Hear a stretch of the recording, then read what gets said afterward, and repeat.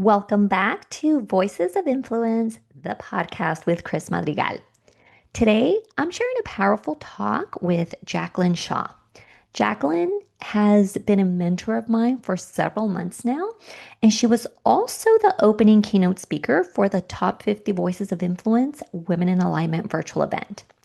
Now, this talk will soon be available across Roku TV, Amazon Fire, and Apple TV, but honestly, it is too good not to share with the world right now. Now, part of my mission is to impact the lives of 1 million women across the globe by 2029. And a mission this big cannot be done alone. That is why sharing the voices and messages of women like Jaclyn matters so deeply to me. Her wisdom, her faith, her relationship with God, and the way she speaks about money and purpose is already impacting so many women. So, without delaying this further, tune into the opening keynote of Jaclyn Shaw. Welcome to Top 50 Voices of Influence Women in Alignment. I am Criss Madrigal, your host and creator of this experience, and I'm so grateful for you to be here. This week is designed to support you in reconnecting with yourself through 4 pillars of health, wealth, love, and personal power. And today we open up with incredible keynote speakers. And it's my honor to introduce you our opening keynote speaker, Jaclyn Shaw. Jaclyn is a spiritual mentor, best-selling author, and speaker.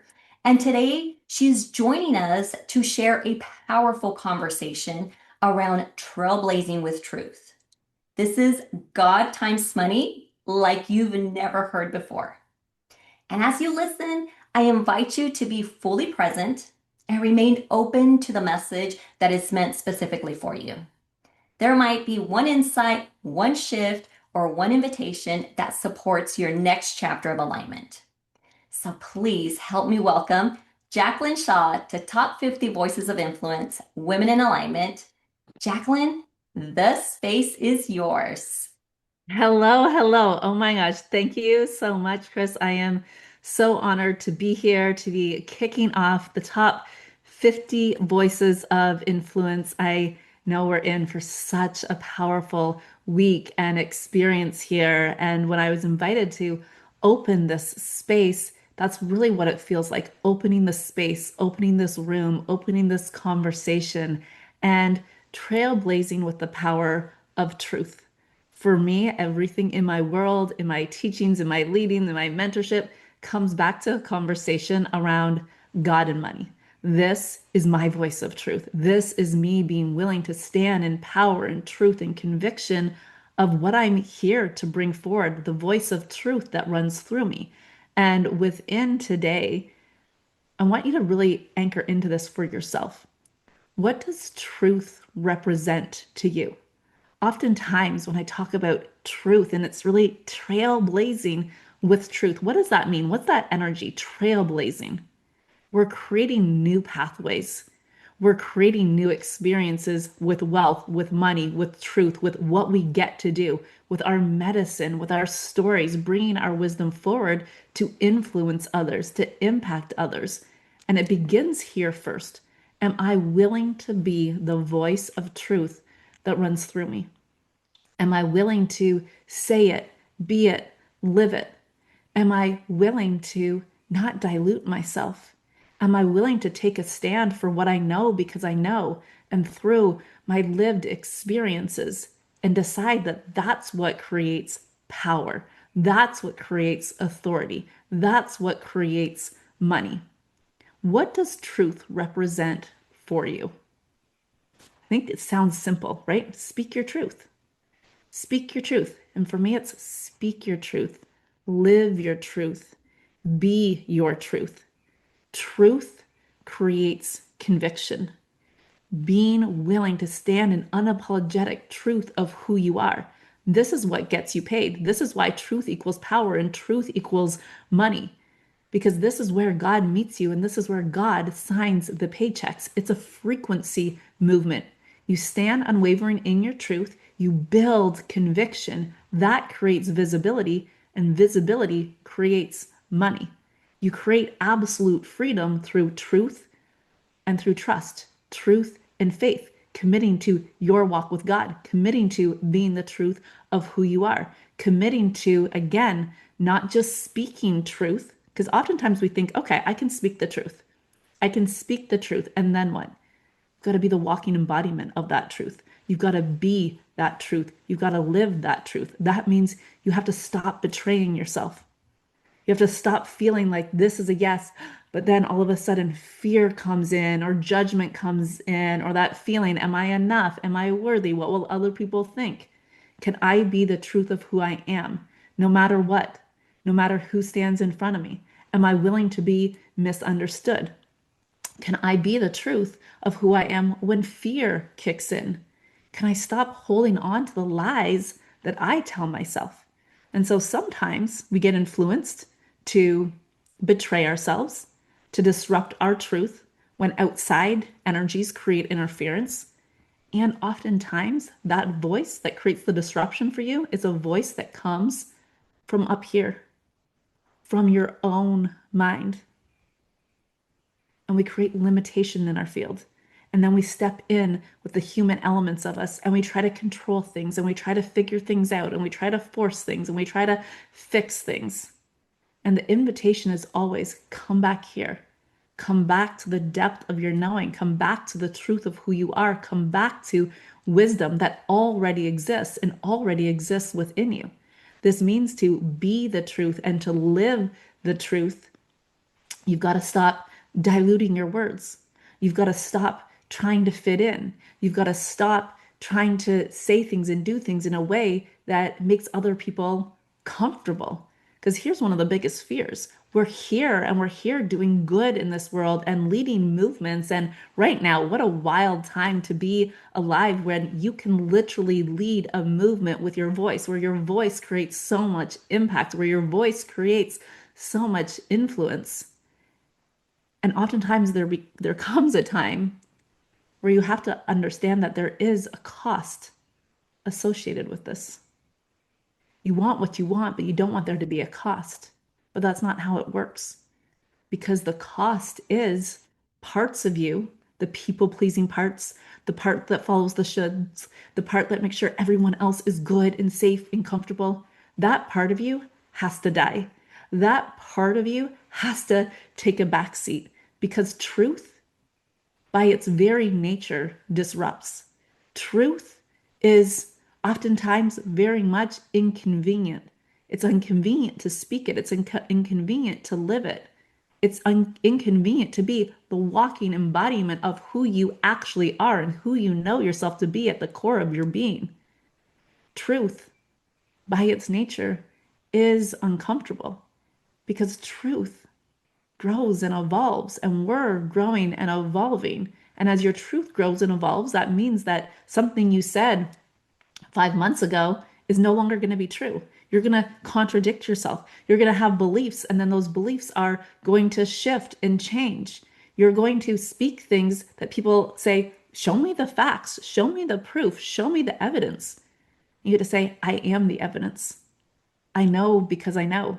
That's what moves people. You in your power, you with authority, you standing in that conviction. And there's been a conversation for a few years. There was this conversation around the internet. I lead as a spiritual mentor. I lead in the business coaching realm online. And there was this conversation that I felt I heard a lot for a few years, that this idea, and a lot of content creators saying you need to be more polarizing in your content. You need to be more disruptive. And I'll say I actually found this conversation really fascinating, because for me, truth naturally is. So I'm like, we don't need to try. We don't need to try to polarize. We don't need to try to be disruptive. We don't need to try to get in this energy. We don't need to try to create a hook to get people. You being unapologetically who you are is going to be disruptive. You being unapologetically who you are, standing in it, speaking it, That's what attracts. That's what attracts your ideal people. That's what attracts that next level of influence. That's what attracts that next level of wealth because you're not willing to compromise in who you are. You're not willing to compromise your energy field. You're not willing to compromise your voice. You're not willing to soften it. You're not willing to say it a little bit differently so that other people get it. You no longer operate from your mind and think, let me write this in a way that moves people. Things stop being transactional and it starts being about, I am willing. I am willing to be who I am no matter what, no matter who stands in front of me. And trust that there's people there that will get it. There's people there that will slip right in and be magnetized by your truth and your power and your voice. And there's other people that won't. And that's perfect because you're not actually here to be here for everyone.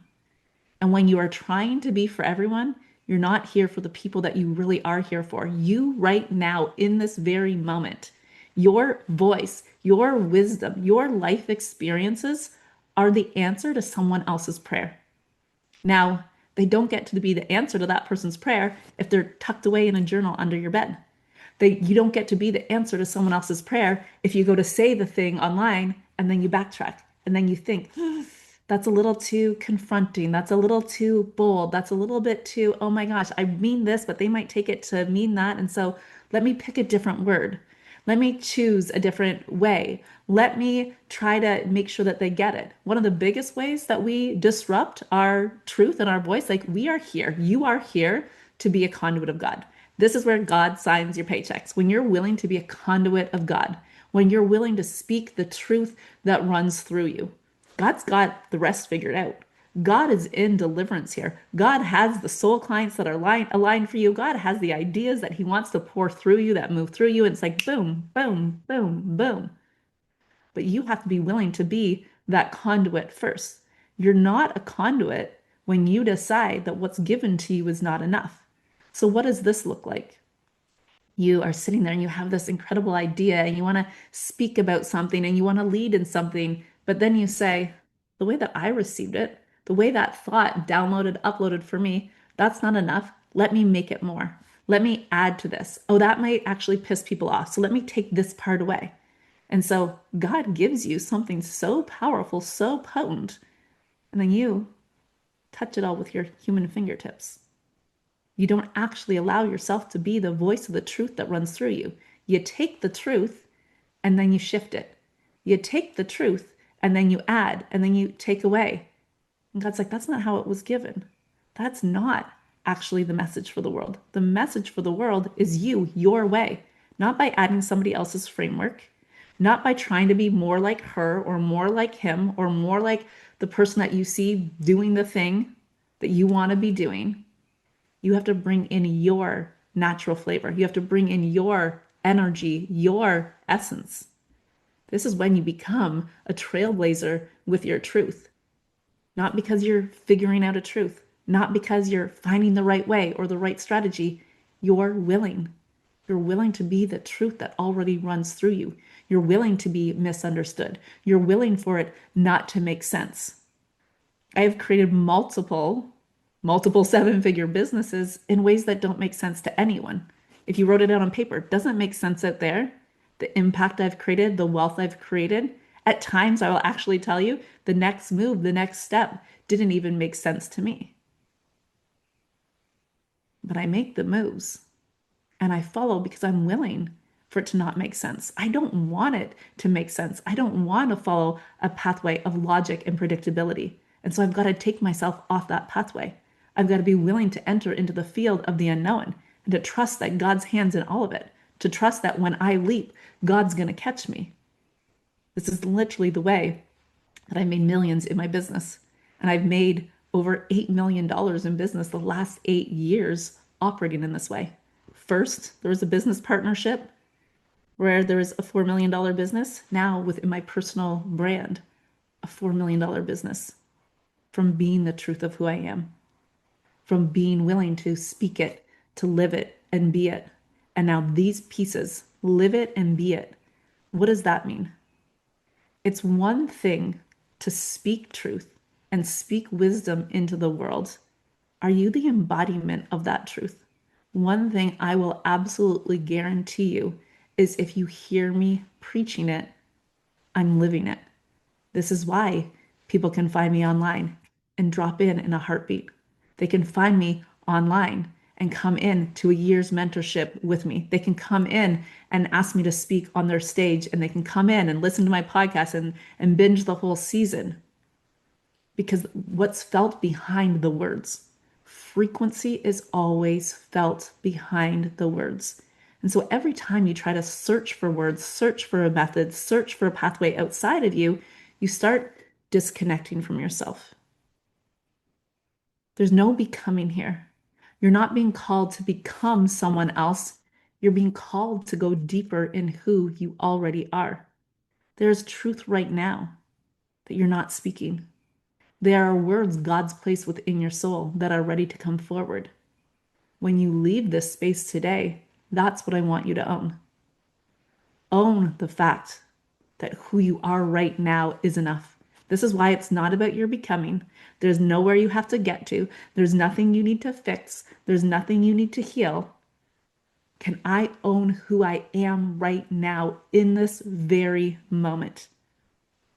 And then let God do the rest. Let God do the rearranging. Let God conspire in your favor because you're conspiring in your favor. What does it mean to conspire in your favor? Be the truth, live the truth, speak the truth. What does it mean to conspire in your favor? Can I listen to the voice inside me versus the noise outside? Can I listen to the soul-led voice versus that voice in my mind? The voice in my mind that is limited based off my human perception, human conditioning, what I've been taught, what I've been told, what I have proof of, what I have past evidence of. Yes, you have the past evidence. Yes, you have the proof up until today. But today, going forward, you create from a different frequency, a different level of knowing, a different space, because right now, where you are in this moment is the moment that exists. Who do I decide to be with in this moment? Is this the moment where I'm going to betray myself? Is this the moment where I'm going to continue to believe the lies I've told myself? Or is this the moment I choose my rising? Is this the moment I choose my truth? Is this the moment I follow that intuition, that nudge, that soul whisper, that scream from inside that makes no sense? Can I be more of who I actually am in this moment? And can I be it, live it, speak it unapologetically? I will tell you, I have lots of practice with this. Being someone who shows up in conversations like this and preaches, do not betray yourself. This has been the theme of my life the past 18 months or so. Okay, she's talking about being bold in her truth and being unapologetic and being willing to be misunderstood. What does this look like as she lives it? What does it look like as people are judging her? What does it look like as people invite her to betray herself and dangle these carrots in front of her? And like, if you just do this, if you're willing to edit that part out, if you're willing to cut the story, if you're willing to adjust the truth a little bit, there's all these promises. And then I come back to self and say, absolutely no way. Me being the truth of who I am is the only thing that I am here for.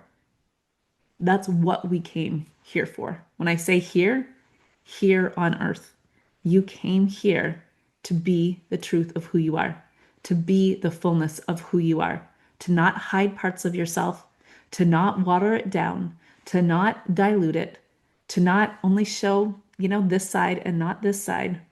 You're here for the full human experience and the full soul journey, the beauty of it and the mess of it. Can you be all of who you are? Know that there's not certain parts of you that are meant to be hidden. There's not certain parts of you that are too shameful. There's not certain parts of you that if they knew, fill in the blank. We hold ourselves back here. We try to just show parts of who we are, the pretty parts, the polished parts. We show up in a performance frequency. And God says that was not the assignment. The assignment is for you to be unapologetically who you are. Unapologetic. Not just as a trendy buzzword, but truly unapologetic. Who am I choosing to be in this moment? Who am I choosing to be in the next moment? Who am I choosing to be when it looks like my world is crumbling? Who am I choosing to be when the thing I want was right there within reach and then now feels so far away? Who am I choosing to be when I'm in the world of manifestation and it looks like I'm manifesting the opposite? Am I going to be more of who I am? Am I going to double down on my voice? Am I going to double down on my mission? Or is that when I throw in the towel? Is that when I let their voice be louder than my voice? Is that where I lose faith with God? Is that where I want to tell God to go F himself? Is that where I'm like, why? And I sit in the seat of victimhood. Is that where I rise in my power? Is that where you rise in your power? Is that where you double down on who you are? Double down on your truth. I said the last 18 months has been a real experience for me within this. And it first started off, I wrote my first book, spiritual memoir, and it's titled Spiritual Smackdown. And it took me a long time to own my voice within this. It took me a long time to own my truth. People often, when they come in and they work with me and they see me online and they see me unapologetic in my truth, they say, were you always that way? I'm going to say yes and no. Yes and no, in the sense that I believe that we all are born with this, the knowing of who we are, the willingness to be unapologetic, and it gets lost. For me, my voice really got lost as I entered the online coaching space after I had actually already found success in the industry. Then, when I was looking at scaling, I went outside myself and I was like, and they have the pathway, and they have the pathway, and they have the answer. And oh, wait, the way that I speak is incorrect. The way that I write is incorrect. The way that I do this, even though it was working, I had this belief system that started to be coded that it's not the way, that it's not correct, that I didn't really know what I was doing. And so I left myself, I abandoned myself for somebody else's pathway. So back to this book, it was within that realm, it was in that time frame. It took me 8 years and 3 weeks to write this book. 8 years and 3 weeks because it took me 8 years to own that my words were worthy of being heard in the world, to own that my words were meant to be written and meant to be written through my narrative, through my story, through my experience, through my lived wisdom. And once I owned that, the book started to write itself. Once I owned that, it really took about 3 weeks to write the book from start to finish. And at the end, I was so proud of this book. At the end, I felt like, wow, you did it. And it's a masterpiece. And I loved the way that I had written it. I had written basically not writing a book. I just had written and I would sit with myself and I lived in the jungle in Costa Rica and I'd be out there and I'd be writing and I wasn't trying to make it make sense. I wasn't writing chapter 1 through chapter 20. I was like, let me just write. Let me write the wisdom that pours through me. Let me connect it to my story, to my experience of my spiritual smackdown. And at the end of writing, I treated it like an arts and crafts project. I literally printed it all out on pieces of paper and just cut and pasted and decided I want this section here and this section here, feeling like I was masterfully weaving this story of an experience that had happened when I was writing it 8 years before, when I was pregnant with my daughter, and the wisdom that I carry with it today. And I know without that experience, it's called a spiritual smackdown. So I'll let you go where your mind goes, but it's like one of those dark night of the soul moments, a spiritual smackdown, like rock bottom moment in the choosing of your rise and choosing of your power. At that point in my life, I wasn't the woman that I am today. I wasn't connected spiritually in the way I am. I mean, we're never not connected. I wasn't aware how connected we are. I had forgotten who I was. That experience was transformational in my life, in my journey. It's made me the woman that I am today because of what I've chosen on the other side. So I wrote this book. And again, masterpiece is what I felt. I'd never written a book before. I had the story before that. I don't know how to write a book. Can I speak this level of truth? Like, there's a lot of truth in that book that's uncomfortable for people to read. That will be one day, I'm sure, uncomfortable for my children. That there was moments it was uncomfortable for my husband, for our family, for other people in my life. Can I allow my voice, my truth, my experience that I know is here to help heal the world? That I know people will read this book and have their own experience with, can I let that truth be louder than the noise that says, you don't know how to write? This isn't the right way to write a book. Are you this is too vulnerable. This is too much. This is too shameful. And the first thing I was met with when I sent this book to a spiritual mentor of mine, who's not only a spiritual mentor, but a best-selling author, and I sent it to him, and his first response was, "This book is filled with so much wisdom. I'd be so happy to write the foreword for it and to give it to my publisher. And, you're going to heal a lot of people with these words and with this book." And then a few months later, 6 weeks later, before he had written the foreword, says, "Can I have a conversation with you about your incredible book?" And I got on the call expecting a conversation about, and I wrote the foreword and I sent it to my publisher, and it's going to be epic and great and a bestseller and all these things. And his response was, "This story is too shameful to be printed for the world to read. I think you need to rip out your story. Rip out what that represented to me. Rip out my truth. Rip out, this is not a story. This is an experience that I lived. This is where I collected the wisdom from." And he said, "Yeah, but it's not needed. Just let the wisdom stand on its own. Why do people need to know this story that's going to bring so much shame for your family, for you?" And I sat there with tears streaming down my face because I knew the thing that thought I wanted, the thing that made sense for me, the pathway that I saw was being removed. And I poured tears out of my eyes because I knew in that moment I was being called to not betray myself. Can I trust God's hands in this? If I'm willing to be the truth of who I am, God's hand is in this. Can I stand in my power? Can I stand in my truth? Can I stand in conviction? Or am I going to let this expert, this guru, this mentor, am I going to let his voice be louder than my voice? His truth louder than my truth? See how easy it is to get influenced outside? See how easy it is to betray ourselves? And what happens when we don't? What happens when we go deeper and deeper and deeper in our truth, in our power, our willingness to say, "No, I absolutely 100,000,000,000% believe that speaking the truth about our lives is our holy work, is our holy work here as leaders, as human beings walking this planet right now. Can I be the truth of who I am? Can I speak the truth, live the truth, be the truth in all the ways? In the conversations I have with my family, with my leadership, with the words I put out in the world, with my social media, with the books that I write." And so I stood in my power on this with this first book. And then I got invited to write a second book. And part of the publishing deal with my second book meant it came with a new editor. And this book was quite different. The first one was a spiritual memoir, so a lot of my story infused with wisdom.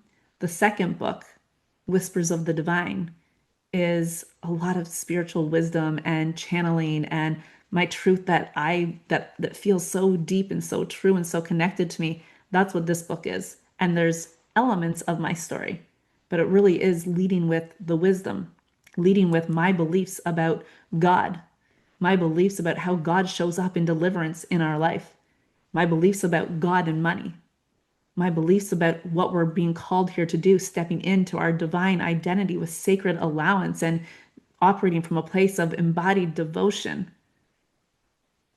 And within writing that second book, I got met with resistance again, met with an editor that said, "These words, you can't talk about God like that.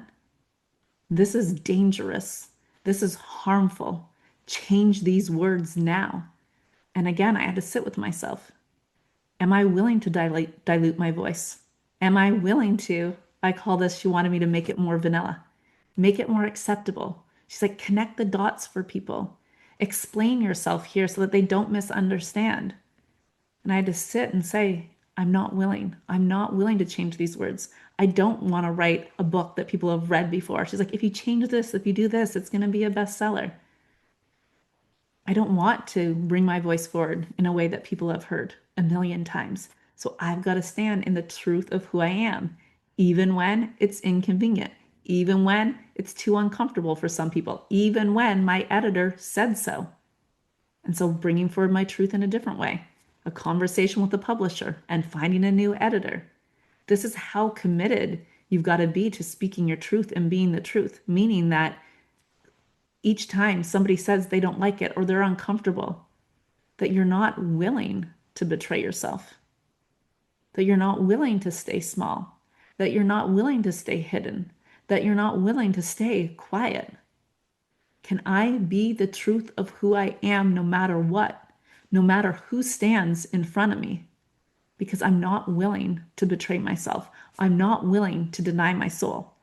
And this is where, this piece and this work becomes really interesting for me. It's like, if I'm willing to deny my soul, if I'm willing to betray myself, guess what happens? We start to get these self-inflicted wounds where it's like, I was going to, but my intuition called, but God instructed, but.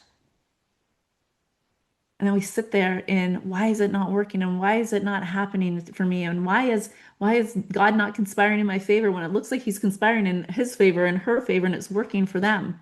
And God's like, I've given you the words, I've given you the ideas, I gave you the book to write, I gave you the podcast, I gave you the all the things, and you changed it. You did not show up and act in accordance. You were not willing to be the voice of truth that runs through you. And so, of course, that's where you're being met. When you wait, God meets you there. When you hold back, God meets you there. When you're willing to be the fullness of who you are, God meets you there. And he meets you in the frequency of the unknown. The unknown is God's favorite playground. When you're willing to not know, when you're willing to not control what comes next, you're willing to be the truth of who you are in that field of not knowing. You're willing to be misunderstood. You're willing to be truth, speak truth, lead with truth, live truth. Now, here's the interesting thing about truth. I mentioned this before. Truth grows and evolves. So we often hold back in fear of that. Well, what if my truth changes? It's going to. It's meant to. Can you own your truth at each step of the journey? And can you also allow multiple truths to coexist? This is why it's easy for me to be misunderstood, and where I'm willing to be misunderstood, because I don't expect my truth and your truth to be the exact same. I expect that when I show up in my truth frequency, that people are going to get to receive.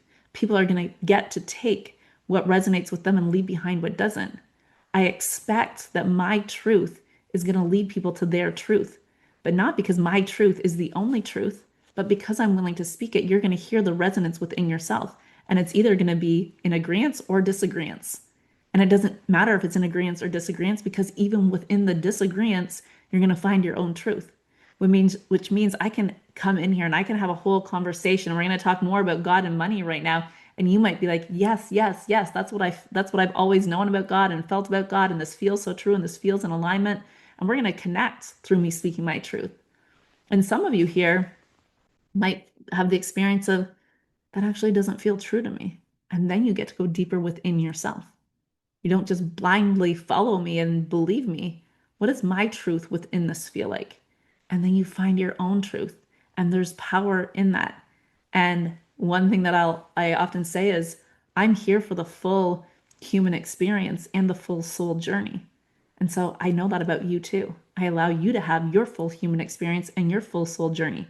So I don't need to show up and convince you. I don't need to show up and be right. I don't need to show up and say, and there's these credentials and I have this evidence and I have this proof. I am the proof. My willingness to be who I am and what's created in my life is the proof for me. My I know because I know is enough.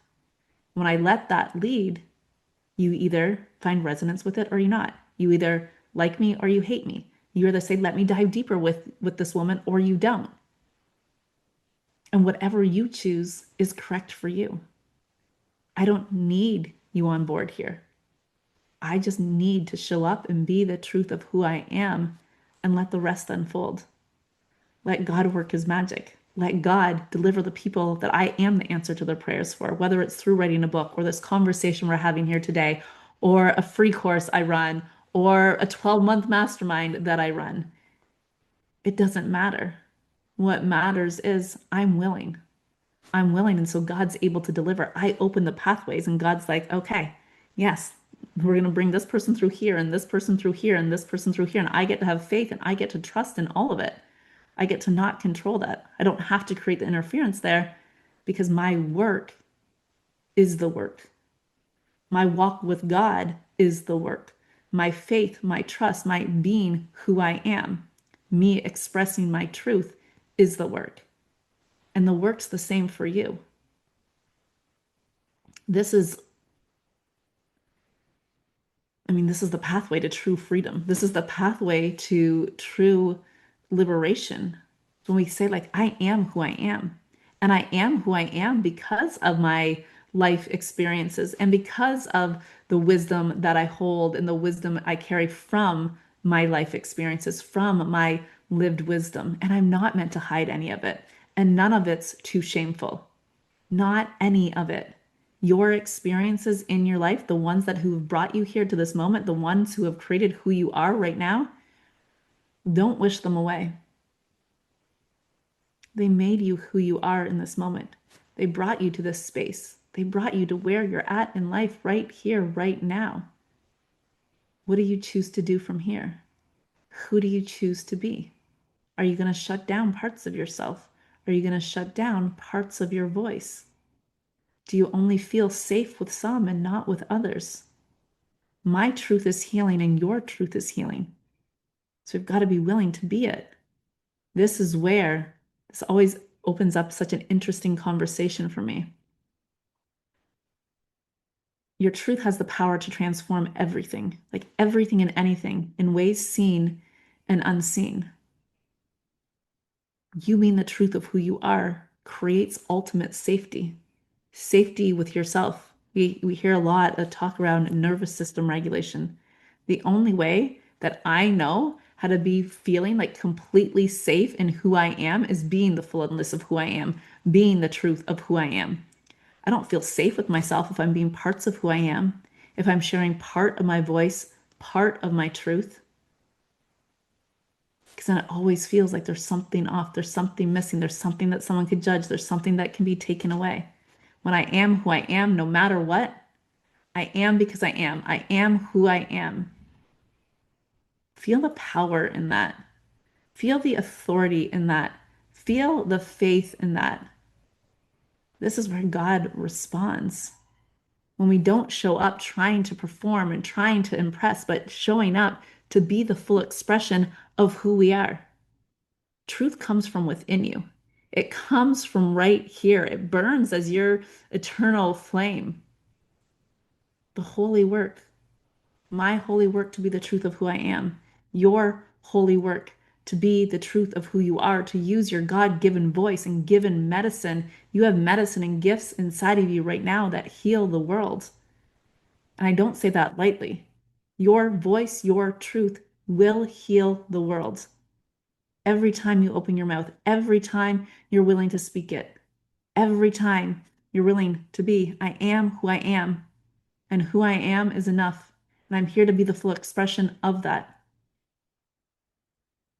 That's where you start. And you invite God to co-create with you. You invite God to sign your paychecks. God signs your paychecks because you're willing, because you're not holding back, because you're not diluting your voice, because you're not shifting the language, because you're not trying to make it more comfortable. I'm willing to be who I am, knowing that who I am may only be for 0.00001% of the population. And I'm willing to show up for that person. I'm willing to show up when it's uncomfortable and scary. I'm willing to show up when fear kicks in. I'm willing to show up when I don't know where it leads. I'm willing to use my voice and speak my truth, even when it's confusing, even when I feel misunderstood, even when it appears not to be working yet, meaning the opposite is appearing, the opposite is coming in, even when I'm met with resistance, even when I'm told it's too harmful, it's too shameful, it's too dangerous. In those moments, can I double down? Double down on my truth, double down on my voice, double down on my mission. And God says, yes. That's where you say, I'm all in. I'm no longer toe dipping here. I'm no longer willing to be a fraction of who I am. I'm all in. And God says, me too. What does all in mean to you? Can you be all in the darkness, all in when it's messy, all in the moments where you feel like throwing it in the towel, all in because you know you have access to truth within you at all times. You're not separate from truth. Truth comes from right here. Truth is a vibration. It's a vibration that's felt. It's a vibration that it's experienced. It's a vibration that literally vibrates around the world. So when you don't know where to start, come back here again and again and again. Am I willing to be the truth of who I am? Not who I think of myself to be, not who I've been conditioned to be, not what I think is acceptable for other people. Can I be the truth of who I am in each moment? Even when I want to respond, even when I want to react, even when there's moments of feeling like I'm a victim here. Side note, you're not. Within all the moments, can I choose to be the truth of who I am? Can I choose to be love? Can I choose my power? Can I choose my knowing? Can I choose to look through God's lens, God's eyes versus my limited human lens, my limited human eyes? And that's not said as a judgment, that is said as truth. Our human lens is limited because our human lens, our human eyes, sees what it sees right now in the moment, but doesn't see beyond the moment, doesn't see the story that's just about to change. So you do have a lot of evidence. You have a lot of evidence from the past. You have a lot of evidence that you've now turned into fact, where you sit here and say, but this is what tomorrow brings. Says who? You're the creator. You're the one. You get to decide. And recently had something go a bit viral on Instagram. I'm going to share it here with you because it's in this frequency of truth. Can I just be the truth of who I am and let it vibrate around? It was a video where I was speaking on stage and I shared how when I was $200,000 in debt, that I decided I wasn't going to let that define me anymore. I decided that even though the truth was when I looked at my bank account, I was $200,000 in debt, what would be predictable from there is that I would go into more debt because it was always money in, money out, and just not enough, like just not enough. So more debt and more debt got accumulated. And so from my human mind, my human lens, that looks like, and that story is going to continue. And that story is going to continue, and you're bad with money and all of these things. And I decided I get to write the story right now. Just because that was the truth of yesterday does not mean it's the truth of today and does not mean it's the truth going forward. It's like if I'm making this up, if I'm making it up that I'm bad with money, even though I have evidence from the past that I have been, if I'm making up that tomorrow's going to be the same, why don't I make up a story that serves me? And so I sat with this and I really sat with this and I was like, what does this mean? What does this mean about me that I'm $200,000 in debt? What if it means nothing? What if it actually means that God, the banks, trust me with $200,000? Why don't I trust myself? And then I started to have this feeling and this thought and this belief. God and the banks trust me with $200,000 of debt. They also know that there's a pathway for me to make $200,000. And so if there's a pathway, and God knows the pathway for me to make $200,000, I was like, it doesn't even feel true that God would just bring me back to zero. So I must also be a match for $200,000. And then all of a sudden, I did the math there. And this is God's math. So if I'm a match for $200,000 of debt and I'm a match for $200,000 of cash, I'm actually a match for $400,000. This is how I started to create my wealth. This is how the God X money conversation comes in. I started to create wealth by having the belief and having the knowing before I had the evidence, before I had the experience. And we're not talking belief with like cross the fingers and hope and wish for it. It's like the real belief in the possibility of this, the knowing that this is how God works, the knowing that I'm available for so much more, the knowing that the money in my bank account doesn't need to define me, the knowing that I am here as a conduit of God, a child of God, and I get to own that no matter what the current circumstances are. 8 months later, I had my first six-figure month in my business. Cash. $200,000 of debt, started shifting my beliefs, starting to rewrite the story, a story that I made up. I made up the story and the belief that if God gave me $200,000 of debt, he gave me a pathway for $400,000 so I could be $200,000 plus. I'm going to create stories and beliefs and knowing that serve me. Why would it create from the frequency of not enough? Or this is going to be the story that continues when I don't want that. And from there's another six-figure month and another six-figure month. And then have that year, I call it my $1 million year in my business, $958,000 a year. And from there, it's growing and it's growing and it's growing and it's growing. And what I've done throughout this journey and throughout this growth is be willing to be who I am, to be the truth, to speak the truth, to live the truth, and to not get lost in the noise, and to not let other people's voices be louder than my own.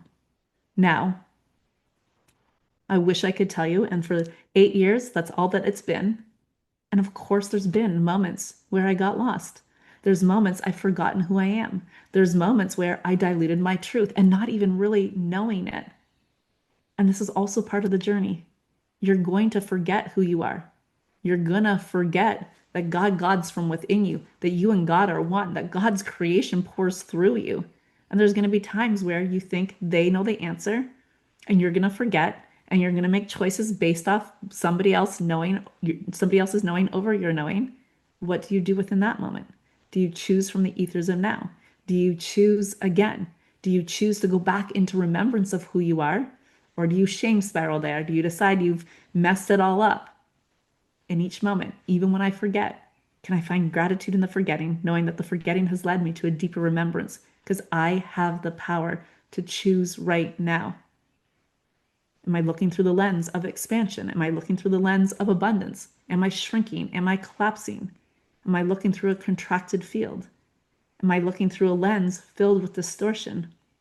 Am I getting distracted by the outside noise? Am I getting distracted by the past evidence? And am I willing to shift that? Am I willing to look from a new lens? Am I willing to see what I haven't yet seen? The prayer for me is simple. God, show me. I'm willing to see what I haven't seen before. God, blow my mind. God, I'm ready. I'm willing. I'm available. I'm willing to be the truth that runs through me. And I'm willing to receive in overflow because I'm willing to act in accordance. And because I conspire in my favor, I expect God to meet me there. I expect God to conspire in my favor. I'm willing to be the voice of truth, a voice of influence, to have the impact that I'm here to have through speaking my truth, being my truth, living my truth. Thank you. Thank you so much for being here with me today. Thank you so much, Jaclyn, for sharing your wisdom, for your experiences shared, and really for just bringing your voice with so much truth today. I know that there are so many powerful takeaways in this conversation. And to everyone watching, take a moment and just sit with the messages that spoke to you the most. And more importantly, consider how you can begin applying this in your own life. Now, go and connect with Jaclyn and let her know what you received from her message today. Thank you so much again, Jack, for being part of Top 50 Voices of Influence, Women in Alignment. We are so grateful to have you here with us. Oh my gosh, thank you, thank you, thank you for having me. Thank you for letting me open up this space. And like you said, I love connection. So come connect, come reach out. I'd love to hear from you. Okay, wasn't that powerful? Every time I hear Jack speak, I'm reminded that God, money, purpose, and leadership are not separate conversations. These are all deeply interconnected. Now, Jaclyn is the founder of Employed by God. It is a mastermind experience I have personally been a part of for several months now. And if you're a woman who is ready to experience what it feels like to have God as your co creator and your co pilot in life and business, then this is the room to step into. And I say your co creator and co pilot for life or business because that's how I see it. God is my co pilot, and I do everything with God. Now, inside Employed by God, you will never experience God and money the same way again. That I can promise you. Now, click the link in the show notes to learn more and to join us inside Employed by God. Thank you for listening to Voices of Influence, the podcast with Criss Madrigal. Until next time, I will see you in the next episode.